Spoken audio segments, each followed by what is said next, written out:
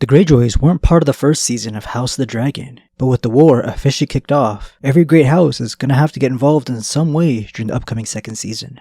And the ruling nobles in the Iron Islands are true wildcards. For the most part, you can make some good educated guesses on who's going to join each side based on the political climate of this prequel's era, and all the tiny hints dropped, but not the Greyjoys. They have zero interest on what's going on in King's Landing's court. Can you imagine a savage Ironborn sitting on one of Rhaenyra or Aegon's war council meetings? It's always been that way with most of the Ironborn, whose culture revolves around pillaging others. But with dragons around, they're a lot more quiet than what we're used to seeing in the current Game of Thrones timeline. When the Targaryens kicked off their conquest, the Iron Islands were very powerful. A king of theirs managed to completely take over the Riverlands, becoming king of the Isles and Rivers. Aegon Targaryen birthed the entirety of House Hoare king line, restoring the Riverlands back to their own people, but leaving the Iron Islands without a ruler. 130 years before the Civil War that we see in House of the Dragon, the Iron Islands were in chaos. House Hoare had ruled the Iron Men for long centuries, only to be extinguished in a single night when Aegon unleashed Balerion's fires on Harrenhal. A character named Corn Volmark of Harlaw, who had a little drop of Hoare blood in him, declared himself the rightful heir of the Black Line and assumed the kingship.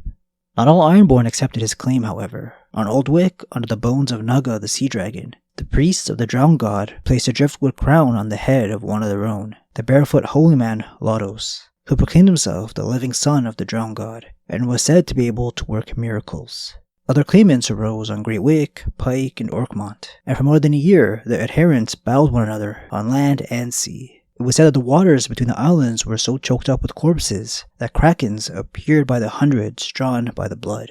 Aegon Targaryen put an end to the fighting. He descended on the islands in 2 AC running Balerion. With him came the war fleets of the Arbor, Highgarden, and Lannisport, and even a few longships from the Bear Islands, dispatched by Torrhen Stark. The Iron Men, their numbers diminished by a year of fratricidal war, put up little resistance. Many hailed the coming of the dragons. King Aegon slew Corn Volmark with Blackfire, but allowed his infant son to inherit his father's lands and castle.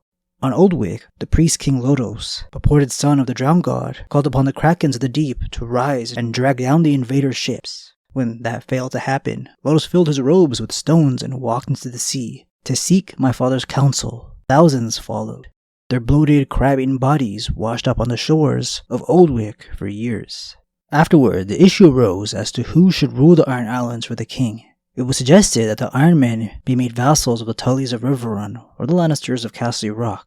Some even urged that they be given over to Winterfell. Aegon listened to each claim, but in the end decided that he would allow the Ironborn to choose their own Lord Paramount. To no one's surprise, they chose one of their own, Rickon Greyjoy, Lord Reaper of Pike. Lord Rickon did homage to King Aegon, and the dragon departed with his fleets. Aegon was smart enough to not let an outsider rule the Ironborn, who have their own way of doing things. Even letting them vote one of their own as Lord is paying respects to their old customs. The Ironborn historically voted on their own king after one died. Progressive stuff for primitive savages, I know. But the Greyjoys were here to stay permanently in power, partially thanks to Aegon. It took the Iron Islands the best part of a generation to recover from the wounds inflicted by Harren's fall and the fratricidal war that followed. Rickon Greyjoy, enthroned on Pike on the Seastone chair, proved a stern but cautious ruler. Though he did not outlaw reaving, he commanded that the practice be confided to distant waters, far beyond the shores of Westeros, so as not to provoke the wrath of the Iron Throne. And since Aegon had accepted the Seven as his gods, and had been anointed by the High Septon in Old Town, Lord Rickon allowed the Septons to return to the Iron Islands once again to preach the faith. Rickon sounds like a good-ass ruler, especially for a Greyjoy. Those good decision-making skills didn't pass on to his Game of Thrones descendants. But Aegon was better. He was smarter, had a new large army, and dragons. Avoiding reaping the coast of the Seven Kingdoms angered many pious Ironborn and provoked the wrath of the priests of the Drowned God, as it always had before. Let them preach, Lord Rickon said, when told of the unrest. We have need of winds to fill our sails. He was Aegon's man, he reminded his son Goran, and no man but a fool would dare rise against King Aegon and his dragons. These were words that Goran Greyjoy would remember. When Lord Rickon died in 33 AC, Goran succeeded him as Lord of the Iron Islands, putting down a clumsy conspiracy to restore the Black Line by crowning Corn Volmark's son in his stead. He faced a more serious test 4 years later when Aegon the Conqueror died of a stroke on Dragonstone, and his son, Aenys, was crowned king in his stead. Though amiable and well-meaning, Aenys Targaryen was widely perceived as a weakling, unfit to sit on the Iron Throne. Rebellions began to break out all across the realm. One such revolt convulsed the Iron Islands, led by a man claiming that he was the priest King Lodos returned at last from visiting his father. But Goran Greyjoy dealt with it decisively, going so far as to send the priest king's pickled head to Aenys Targaryen. His dad's words about not rising against Targaryen dragons were ingrained in Goran's memory. King Aenys, the second man to sit on the Iron Throne, wasn't his daddy Aegon though. I think Goran saw this, even from the Iron Islands, and kind of took advantage of the situation. His grace was so pleased with the gift, aka the pickled rebel head, that he promised Lord Goran any boon that was within his power to grant. As sage as he was savage, Greyjoy asked the king to give him leave to expel the Septons and Septas from the Iron Islands. King Aenys was forced to agree. A genius play by Goran. He won Aenys' love, and then using that leverage, re-earned the Ironborn's respect that his father lost. For long years afterwards, the Ironborn remained quiescent under a succession of Greyjoy lords, eschewing further thoughts of conquest. They lived by fishing, trade, and mining. The Ironborn still had little and less to do with affairs at court. Life was hard on the islands, especially in winter, but that was as it had always been. Some men still dreamed of the return to the old way, when the Ironborn were a people to be feared. But the Stepstones and the Summer Sea were far away, and the Greyjoys on the Seastone Chair would allow no reaving closer to home. The next we hear about the Greyjoys in all the lore books will be the time of the Civil War beginning. The better part of a century would pass before the Kraken woke. Yet the dreams never died, for the priests still stood knee-deep in the salt sea preaching the old way. Whilst in 100 wharfside brothels and sailors' taverns, old men still told tales of days gone by, when the Ironborn were rich and proud, and every oarsman had a dozen salt wives to warm his bed by night.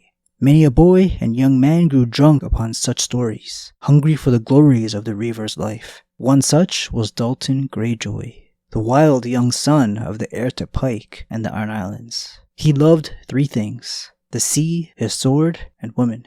A fearless child, headstrong and hot-tempered, he is said to have been rowing at the age of 5 and reaving at 10, sailing with his uncle to the Basilisk Isles to raid the pirate towns for plunder.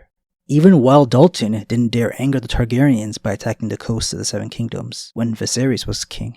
By the age of 14, Dalton had sailed as far as Old Geese, fought in 12 actions, and claimed 4 salt wives. His men loved him more than can be said about his wives, for he tired of women quickly. His own love was his blade, a Valyrian steel longsword he had taken off a dead corsair and named Nightfall. In his 15th year, whilst fighting in the Stepstones as a sell-sail, he saw his uncle slain and avenged his death, but he took 12 wounds and emerged from the fight drenched head to heel in blood. From that day forth, men called him the Red Kraken.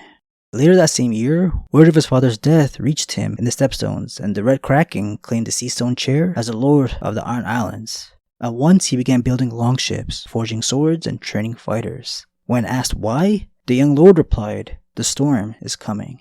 So when all the 7 kingdoms were at peace and King Viserys' health was deteriorating, the Red Kraken was just prepping. The storm he had foreseen broke the next year, when King Viserys died in his sleep in the Red Keep of King's Landing.